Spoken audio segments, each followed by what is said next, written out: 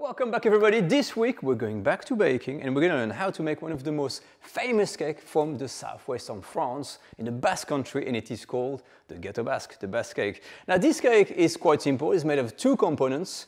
One is a sweet short crust and the filling is just a pastry cream. And I think that cake is interesting because it just sits on a medium level, like it's not too basic but not too complex. So if you want to make something that is going to be interesting enough for your guests, they're going to go like, wow, I've never seen that before. There's a cake for you.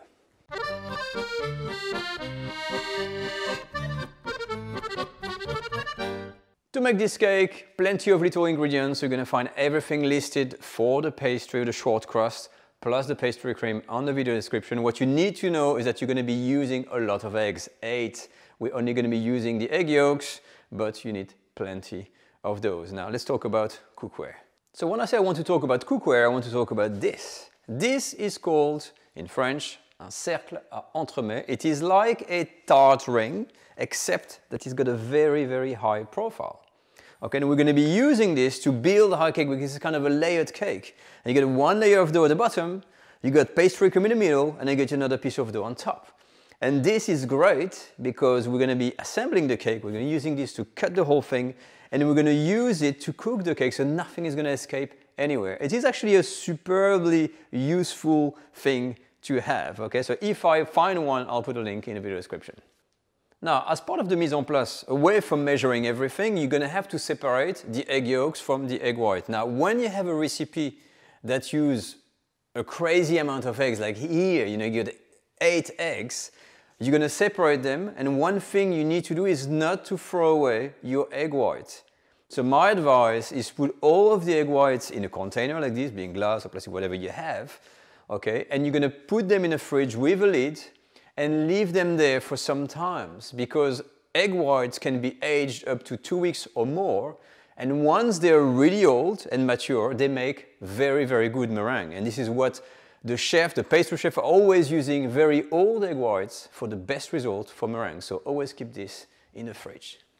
And now let's start the recipe. I'm using a large bowl. I'm going to use a rubber spatula. I've already sifted all of the flour in there. Sifting is passing through a sieve. So you got first the flour. Next, I've got baking powder. All in there. And give it a little bit of a mix there. And immediately, we're going to follow by sifting, if it goes through, all of the sugar. Okay, very simple. Take my spatula again and make sure everything is well mixed in. Next come the butter. So cubes are your friend. You're going to cut the butter into small cubes, and the butter has to be fridge cold. And you're going to be washing your hands, and all what we're going to do here is that sanding. And so you're going to press the pieces of butter with the flour and all the other ingredients and try to transform the mix into a kind of a sandy mixture. Okay, first like this, and then you're going to have to do that motion like this when it gets a bit more like a dough. Okay, so we are sanding. So you keep on going, and I'll show you the result when it's almost done, when you get that sandy mixture. Okay, so within 1 or 2 minutes, you get this. Okay, it's almost like sand, but you got these little clumps here. So what you want to avoid here is to start kneading, start to press like this, because you see it immediately makes a ball. So what you do, you use your hand like this. So when you got a little chunk like this, and it's a piece of butter, and you're going to take some dry stuff, and we kind of go like that. Try to make a movement, so we kind of flatten everything without kneading. That's it. So you keep on going until all is sandy. Now once you're done, you got your mixture. It's a nice kind of sandy mixture. You can add some lemon. I'm going to add some. I'm not a favorite of lemon. I don't like lemon everywhere, but you're going to grate, some zest of lemon to give some lemony flavor. It's optional. Okay, let's say.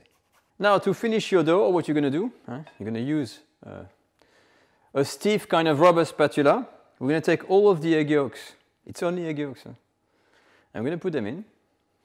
And then you're going to use this kind of motion like this to incorporate. You're not doing like a whisk kind of thing. You're going to hack down like that, pull the dry product, and you're just going to keep on rolling and incorporating like that until the whole lot becomes a dough. That's it. It's very quickly, you will see. It will transform into a dough. Once you reach this, the kind of the dough stage, all of the dry product starts to be incorporated. You can use your hands. I've washed my hands again. And all what I'm going to do is a very small kind of knead here, just to detach everything. and put everything into a nice bowl. And I'm going to be working on the bench. My bowl of dough is here. It's out of the bowl.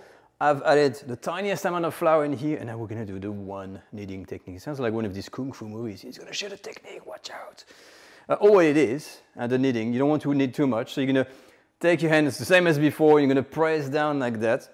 So we're going to be pressing down on either side. You can do a star shape, it doesn't matter, just to flatten the pastry like this, and then gather again the bowl, and we're done. So we are done with the dough, but it needs to rest for an hour at least in the fridge. But because we need to have 2 discs of dough, we're going to have to cut this into 2 equal halves. So my advice, use a scale like this. As you see, I've got 536 grams. So roughly speaking, about 260 plus grams, whatever the equivalent on ounces is. I'll put this on the screen and just cut straight in the middle. So you're sure you can have the same amount of dough for both discs. Because if you just judge by the eyes and looking, oh, I think it's all right, you're going to end up with like not enough dough on one disc. And that can happen a lot. So my advice, use a scale. I'm done, so this is exactly half. I'm putting this into a plastic, but instead of doing a bowl, because we're going to have to roll out a disc afterwards, what you can do is pre-shape a little bit your piece of dough like this. Not too much, but just so you get a start. When we have to roll it out, it's going to be easier, so that's it. I'm going to put this, and I'm going to repeat the same with the other. I'm going to put this in the fridge for about an hour. You can put a bit less, just it needs to cool down. Our first element is done, which is the sweet short crust, or a type of short crust. And now we're going to make the second element, which is the pastry cream. We've done that before. I'm going to use a pan. I'm going to put all of the milk in, followed by the vanilla beans. Now the vanilla beans, or pods, or whatever we call them, I'm scraping out the seeds with a knife. Put them in, and I'm going to repeat the same for that little half there. We're not making much cream, so half a vanilla bean is enough, and I'm going to put my heat to say a medium-high, and I'm going to bring this to the boil gently. Take my time, because on the side we're going to prepare the other component, which is the egg yolks, the sugar, etc. Now for the second element. So if you want, you can use medium heat for the milk if you don't want to work too fast. But same thing, or what we're going to do here is the egg yolks. Okay, mix with the sugar first, and then you're going to beat this gently for a minute or so, and until the sugars dissolve a little bit. Once this is done, you're going to get the cornstarch or corn flour plus the flour. Do a mix of both, like so everybody is happy, and then you mix the whole lot together. Very simple. So make sure you absorb, you go on the side, make sure it's all incorporated. Okay, so when you're done, you should have a ribbon. You see that kind of ribbony thing that falls like that? That means it's ready. Let's grab the milk. The milk is hot and ready. We're going to pour it through a sieve. Okay, the whole lot. Boom, and gently we're going to incorporate everything together. Okay, so back to the stove. I'm using the same exact pan. I'm using the same sieve. I've rinsed it a little bit, and I'm just going to pass everything through in here, keeping some of the foam. Now you will note that the heat was off. I'm going to turn this to medium, put it on 6 here. You see, that's the kind of heat I've got. And we're going to cook this cream. So we're going to keep on whisking. It's already warm, so it's not going to take long. So you can start with a bit higher if you're more confident. Otherwise, the key is to go very slow. And we're going to bring this to the boil, and as we do, it's going to thicken. So very quickly, you will see that your mixture has transformed into a paste. Okay, and it's going to start to boil. So if you leave it like this, it's going to be hard to see, but you can have some bubbles forming. And you're going to leave it to boil on a very low heat like this for 1 or 2 minutes. Perfect. To finish off, a little piece of butter in there. You can turn the heat off actually at that stage. And you're just going to let the butter melt and incorporate it. My pastry cream is ready, and this is the texture we want. You see, there's no kind of lumps or clumps. It's very thick. It has to, because it has to fill a cake. But it's got a nice coloring. I've got a trace of vanilla. Now we're going to reserve it on a tray. So when we talk about reserving something, it doesn't really make sense. But here, in fact, we're doing this. I'm using a heat-proof spatula here because we want to cool down the pastry cream as fast as possible. So when you use like this a tray and you spread it very thinly, I'm going to put this in the fridge. It's going to really cool down very fast. So it's a good technique. Just before you put this into the fridge, use like a plastic film, a food grade of course, and it has to touch. And it's called to the touch. au toucher. Okay, like this, nice and neat. Otherwise, you're going to have a crust. Right? It's going to be crusty, and you don't want this. We want to keep the nice and creaminess. So this is going to go in the fridge until it's cold. And while this is happening, we're going to start rolling the dough. Now, if there is one thing that's true about sweet short crust, it is an absolute pain to work with and to roll. So to avoid pulling your hair out, make sure you get a rolling pin and you got a special tart ring. And we need a diameter of 20 centimeters, which is 8 inches. So it's not a huge circle. What you need to have on your bench is this, a piece of plastic wrap. We're going to place the dough on here. We're going to place another film and we're going to roll it over. Like this, we're going to be able to carry it using the plastic very easily, and it's not going to move. It's going to stay flat. We're not going to have to handle it. And this is by far the easiest and best way to work with sweet short crust. If you don't do that and try to do it on your bench, good luck. So once your dough is cold enough, doesn't have to be super cold, quite firm, I've put that other piece of plastic. And when we talk about the diameter, you see this is already 12 centimeters, almost 5 inches. So all what we need to do is to make that circle a little bit bigger. Okay, so it's very easy. You see how it starts to break like this already? I told you about how difficult it is. You can start to roll. And if you want, you can lift this, turn it around, adjust the edges. This is because it's a bit too cold. And then you're going to keep on rolling. So you see if it's too cold, it's going to start breaking. It's going to do all kinds of things. But having the plastic, it's going to ensure we can work with this. We can start to extend our little circle and we're not going to have any problem. This is the magic of the plastic. So I've managed to roll and flatten this. I've got here just about 20 centimeters. I can go a bit further, but you see this little crack on the side? Because of the plastic here, I can tame this with my finger. I can put it back in here, make sure it's all in line. And if I want, I can do a little bit more rolling, ever so slightly.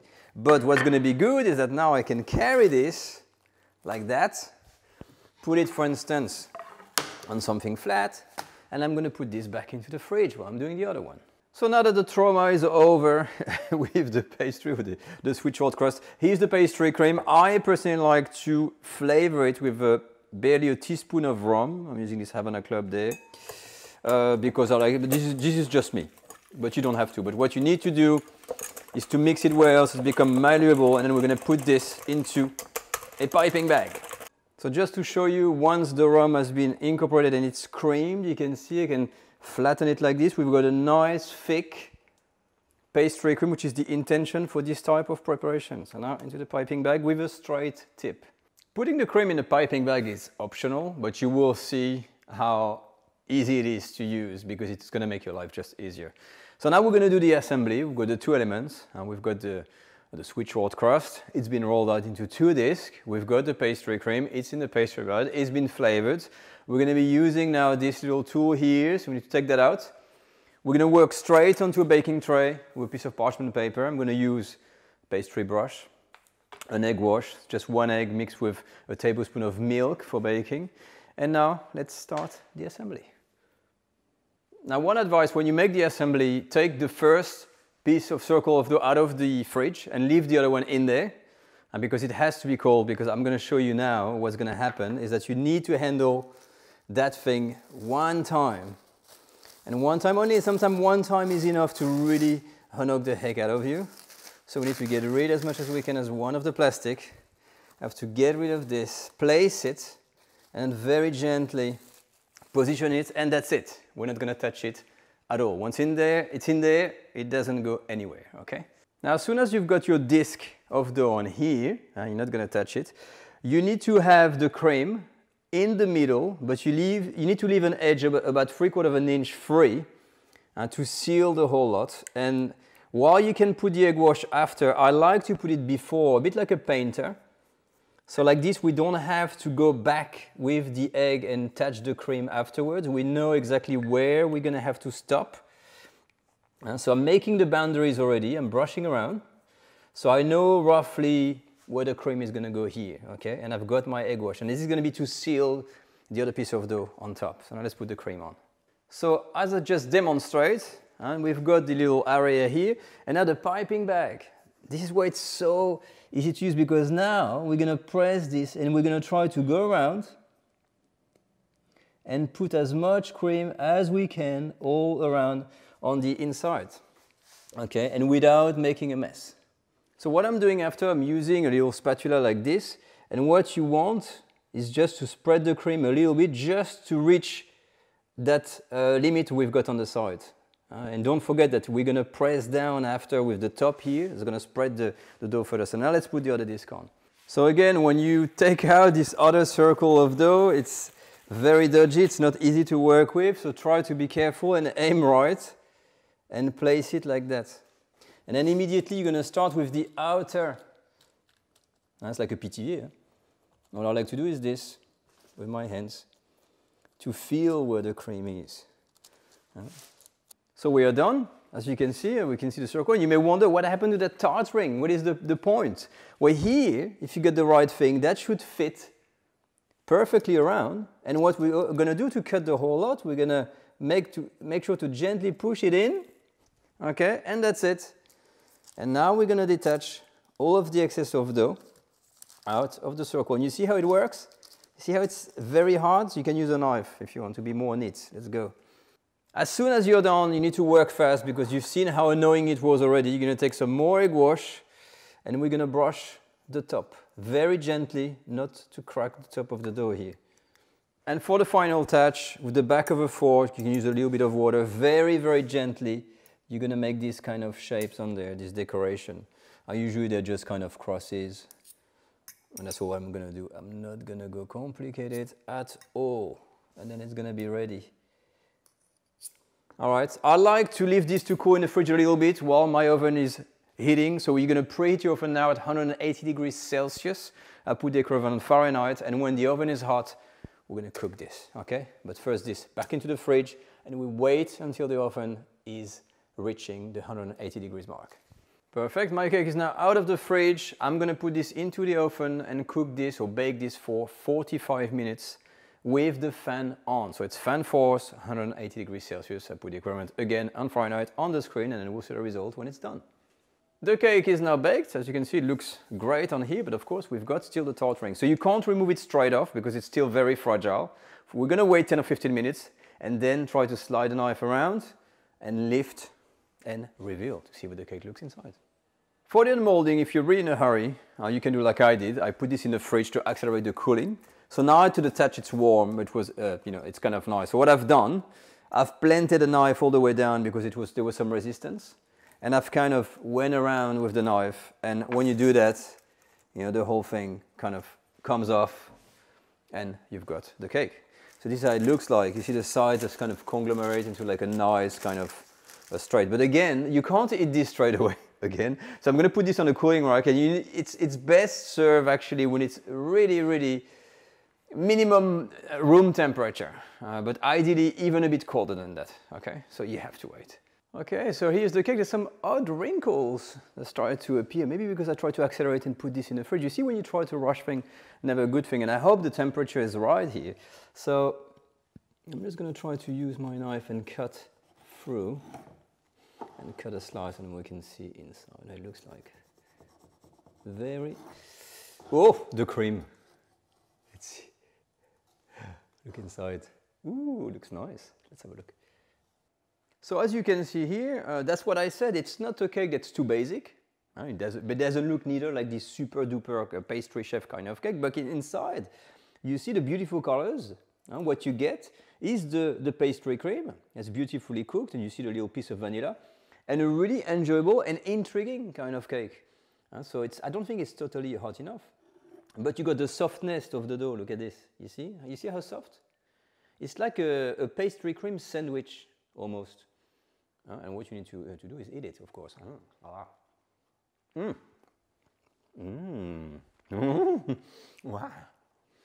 Oh, wow. Oof. That's good. It's the pastry cream is a bit warm. It's still warm inside. I think I should have waited a bit more, but you see, impatience, being a glutton can be dangerous. But look at that. Love it. It's soft, It's slightly crunchy, I can feel the lemon, and the cream just complements the whole thing. It's a beautiful cake. So here we are, the Basque cake, or a Basque cake recipe, because the true recipe is hidden somewhere in the Basque country and there's zillions of variations, but that will give you a good idea on how it looks and tastes like. And trust me, that sweet short crust with the filling of cream is something that will surprise your guests. Now you can even add, if you want, black cherry jam, which is one of my favorite. Now, if you make this dish, head for Instagram, hashtag #myfrenchdish. And if you want to support us, don't forget to be a Patreon member, or you can also join the online culinary school, and we've got a courses on French dessert that is waiting for you if you want to. As for me, I'll see you all next week for another French cooking video. Take care all, bye-bye.